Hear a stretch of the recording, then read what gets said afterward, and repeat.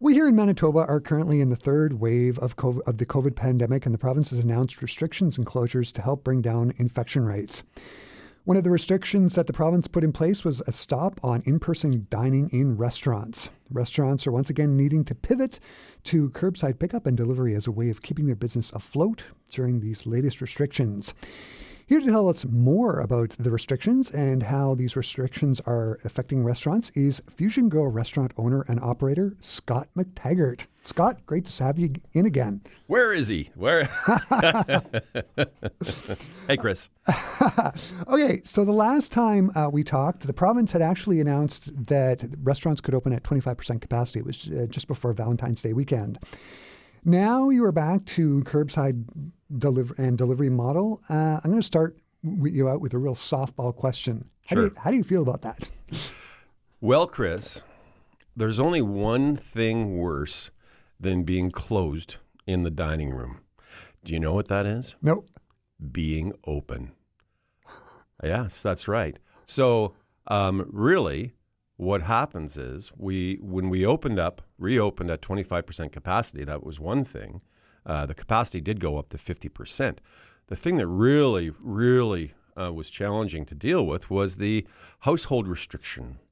So essentially, normally during the week, Tuesday, Wednesday, Thursday, we would see lots of business-to-business stuff, clients being entertained, people taking, sales meetings, right, dinners type of a thing. Well, with that doesn't work unless the husband and wife work together or essentially, it's just not happening. And so we would go, and this is the first time it's ever happened in Fusion Grill history, and we do have some history, but we went 3 days in a row with absolutely nobody in the dining room. And so you've got to pay servers, you've got people in waiting to see what happens, and nothing happens. And it's so you increase your overhead to do less business. The people that were coming in were saying some pretty funny things. Some of them, not all of them, but some of them were saying things. Hey, congratulations, you made it through COVID. You're open again. Yeah. But good for you. We're going to wait, though. We're not going to, what I mean? So and then the public perceives that we're open, and they have this idea, oh, good, you're open, so you're okay, right? And you go like, no, we're not. Because the sense of immediacy for takeout and delivery goes away. Right? So then we're in this incredible limbo, that purgatory almost like, where we're, trying to do push-ups with our hands tied behind our back. Right? And so, that idea of consumer confidence, has to come back. People are just, apprehensive. And I'm not saying they should or shouldn't be. That's not the point. The point of the question and the answer is basically that now that we've been closed again, our takeout and delivery has come back up. Right. And people understand there's a need for that because we're lucky. We've got a lot of savvy business people that follow the restaurant, want the restaurant to be around, after COVID and through the recovery. And so they understand that, unless some sort of transaction takes place, i.e., something is bought or sold, we're not going to be there. So they're ponying up. We're getting phone calls from people saying, well, you're closed again. I guess we'll start ordering takeout and delivery once again. Well, that's great. It is great. Absolutely. I'm grateful for it. But like I say, it's funny how people have the perception that, right, oh, you're open, you're good. And you're like going, oh, actually, no. We're not, because the only thing worse than being open or being closed is being open with nobody coming to the dining room. That's right, yeah. Wow. I was talking to one of our lovely salespeople, Kim, and she's one of our salespeople, and we were talking about the fact that you sit on some restaurant boards. Yes. Have you had an opportunity to chat with some of your colleagues and how they're dealing through the lockdown? Oh, gosh, yes.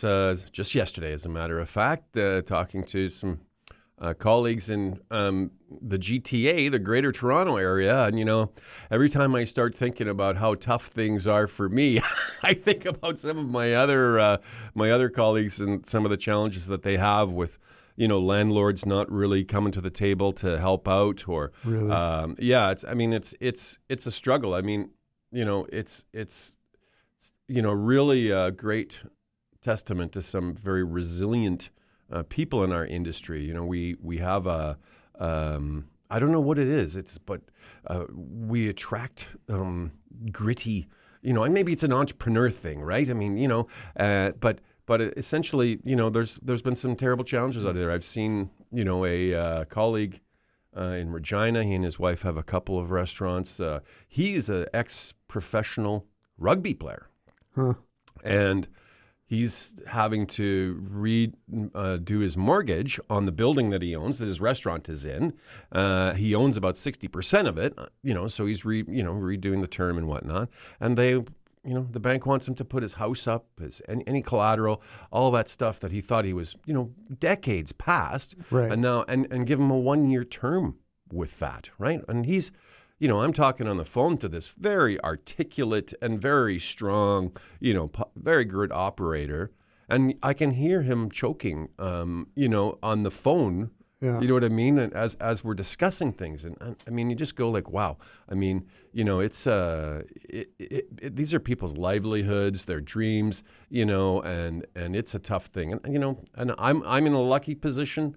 I own the building that I'm in. I don't have a landlord, that I have to necessarily deal with. I've got everything else. I've got my suppliers and, right. all the utilities, and you want to make sure your staff are all, healthy and safe, and that includes, making sure they're paid, type of thing. But, it has been a struggle for sure. Yeah, and I just think about Toronto. I mean, you think about renting in Toronto, the first thing that comes to my mind is how expensive it is to rent there. And if you're owning a restaurant, $25,000 a month.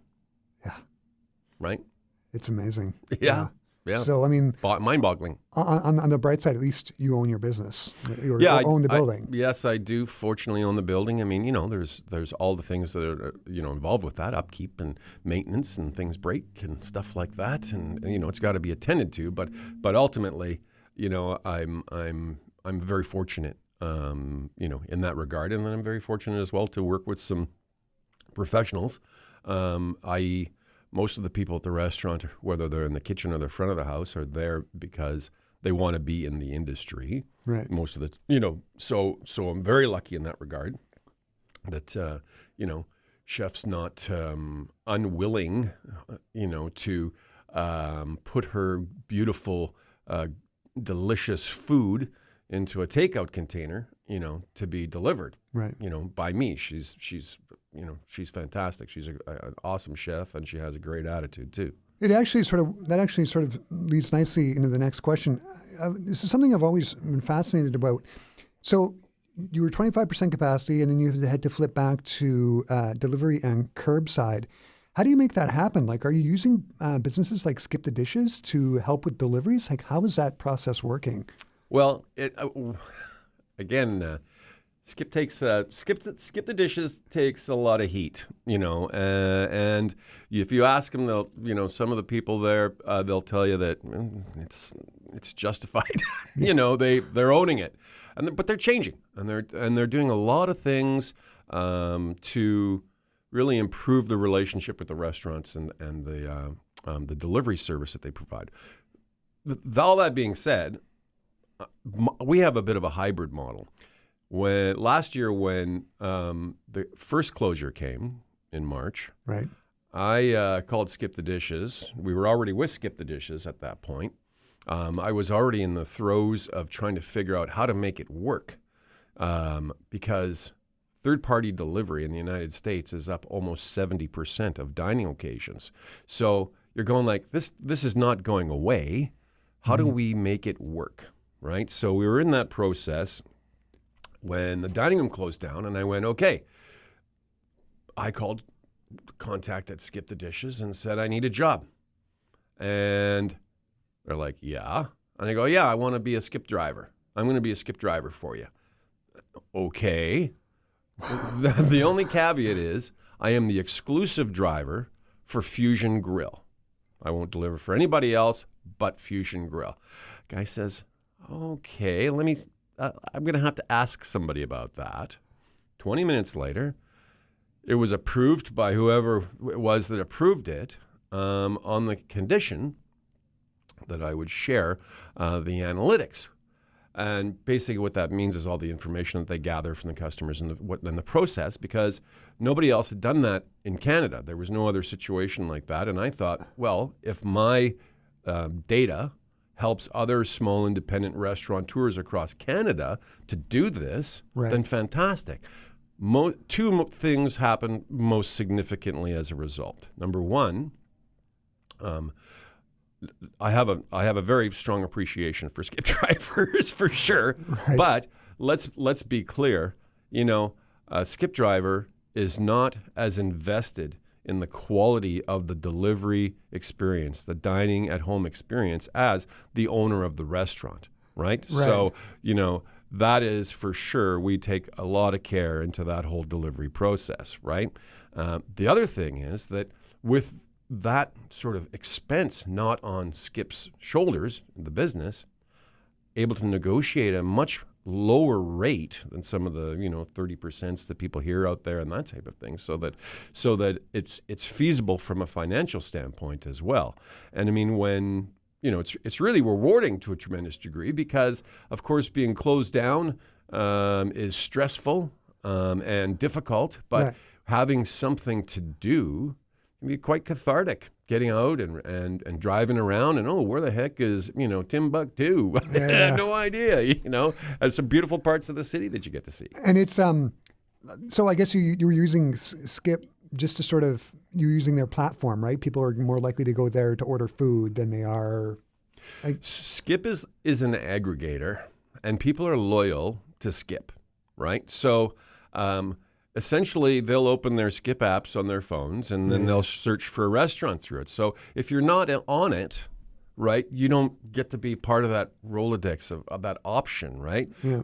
I feel strongly, and the chef feels strongly, that Skip is like an opportunity for us to make a new customer, right? So they're introduced to Fusion Grill through Skip. They may not know us at all. Most people that know us know that they can call us directly. I'm still going to do the delivery, and we're going to totally skip the skip percentage. Yeah, exactly.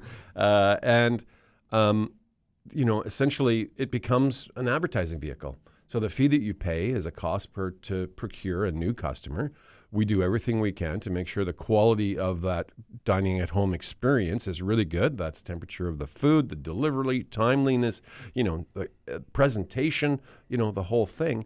And then, make sure we leave our phone number and say, hey, look, we love to hear from you. Yeah. Right? And one of the things about ordering from Fusion Grill is people are not only supporting local businesses like yours, but they're literally supporting other local businesses like farm families and fisher folk, right? All of your ingredients are local. Can you talk about some of the ingredients that you're particularly excited about that are on the menu right now? Absolutely.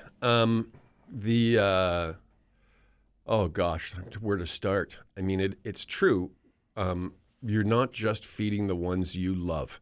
When you order takeout and delivery from Fusion Grill, you're feeding Broya Simonson up in Arberg. He's our grass-fed beef producer and has been for years and years now. All of our beef comes from Broya's ranch up there. It's all raised natural, sustainable.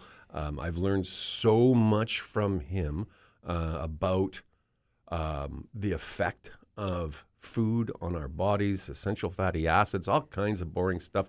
But I mean, the bottom line right now is that, bottom line, no pun intended, but the nutrients are returned to the soil naturally with a grass-fed animal, right? I mean, it's a process. It's a very positive process, very healthy and tasty. We support a second-generation farm or fisher folk up north, like Kissinu, Cree for cold water, and Barry Matkowski and his wife Deb, and super passionate about making how do we deliver fish that is so fresh and of such a quality that the only way you could really experience it any better is if you caught it yourself and had it, had yourself a short lunch type of a thing, really, and to go there and to visit their facilities and the fish camp, the ranch, and to really have the experience, authentic and real experience, and to see the passion and to really see the what they go through to deliver that product, and it really is something, and yeah, they're also passionate business people that need to be able to raise and support their families too, and they're local Manitobans. Yeah. So people are ordering from Fusion Grill. They're supporting all these local businesses. Yeah, absolutely. Growers, producers. We're so happy that one of our suppliers, Doug and Adele Brayman out in East Selkirk, they had to shut down over the winter. There had some challenges, and fortunately, they met the challenges. Good for them, and they're back now. I mean, they're limping, but they're back, and and they're working at it, and it's and we're delighted, right? We're happy, but that's the reality of it, right? Mm-hmm. I mean, it is a very critical sort of situation. Absolutely. I was also reading, you've got some new items on your menu, especially in your dinner menu. You want to talk about those? Sure, I do. Well, what do we got? We put a bunch of game on the menu this time around because people are always, interested in that. It's not something you can necessarily get your hands on a regular basis, and even if you do, you might not know how to cook it properly, which our chef Lorna is very accomplished with cooking game meat, and we've sort of tied that in with game night, as in the Jets are in the playoffs, first round against those nasty Oilers, and so we thought, what a great idea to order something like a roast elk loin for big game night, or a Thai curry northern pike dish, or of course wild boar with a foraged mushroom brandy cream, and of course, Fusion Grill. We've always had bison on the menu. We've got a beautiful grilled bison tenderloin, the duck confit, and pan-fried duck breast. Any venison? Well, elk is venison. Okay. Essentially, they're in the same family type of a thing. So we do have, but there's no real commercial deer in Manitoba. Like in that, okay. I mean, when I think venison, I think of deer more than I do of elk, but essentially elk and deer are the same sort of a thing. So technically, yes, but I know where you're talking about. Yeah. It sounds so great. And apparently you've got a Caribbean-inspired vegan entree as well? Yes, for you non-game. Don't worry, you non-gamers out there. There's also a terrific, oh my gosh, there is a beet salad, grilled beet salad. I'm telling you, I never, clever as I am, I cannot keep up with this chef of ours. She's put together this salad. It's a vegan dish. It's got an almond cheese and Saskatoon berries that have been brined. Oh, wow. It's just, oh my God, it's this blueberry pepper vinaigrette and these croutons made from cornmeal. It's outstanding. Really, I took a picture of it just quick and put it up on Instagram. I could not believe some of the ways that people were describing it in terms of a piece of art. I mean, wow, it's just a beet salad, man. Yeah. But it was pretty cool. And then I have a brother who is an engineer in Trinidad. He's literally my brother. He's not like, And so he's visiting him there one winter. I got the chance to try a local dish called bacon shark. And was on Maracas Beach, and it's literally just as it sounds. It's essentially a fry bread with shark on it, and then all of these incredible, bright, spicy Caribbean condiments, this coleslaw and whatnot that go on it. And it was just one of the most sensational things that I've ever experienced. Of course, the ambiance was pretty good on Maracas Beach with the Carib and, the sand and the water and everything else. But I came back sort of with this and expressed it to Chef, and she sort of, took it and changed it, but still a very similar sort of profile where it is a vegan dish that we have on the menu, but it is inspired by this bacon shark, and it's got instead of the shark, there's a chickpea patty, and for the bake we're using like a fry bread, almost like a bannock type of a thing, and then it's got a Scotch bonnet slaw. I got some Shadow Benny, which is a special kind of a Caribbean herb that you make into a green seasoning, and I mean it's just fantastic. And I mean the early so anyways my mouth is watering. I'm sorry, it's only 10 in the morning. But so we're doing game night. We're featuring a lot of different game to sort of have some fun with that, with the Jets game, so you can watch the game and order some game, and it's fun. But at the same time, yes, we still have non-meat options and fish and all sorts of other tasty things on the new menu as well. Scott, it sounds great. For those wanting to order from from Fusion Grill, Say it again. Where can they go? Well, you can Google Fusion Grill, and you'll find the website, fusiongrill.mb.ca, and the menus are there, and the phone number is 204-489-6963. You can call, and I'll be happy to take your order for you and get all that organized. Or you can send an email to eat@fusiongrill.mb.ca. And we'll be happy to look after you there too. Oh, it sounds great. And for those Classic 107 listeners listening out there, I'll embed a link to Fusion Grill on our website on the article, so you can go right directly there. Scott, it's been a pleasure as always, entertaining as always. Thanks so much for stopping by and chatting with me today. Thanks for having me. Much appreciated. Enjoy the sunshine. Oh yes, will do. Thank you, sir.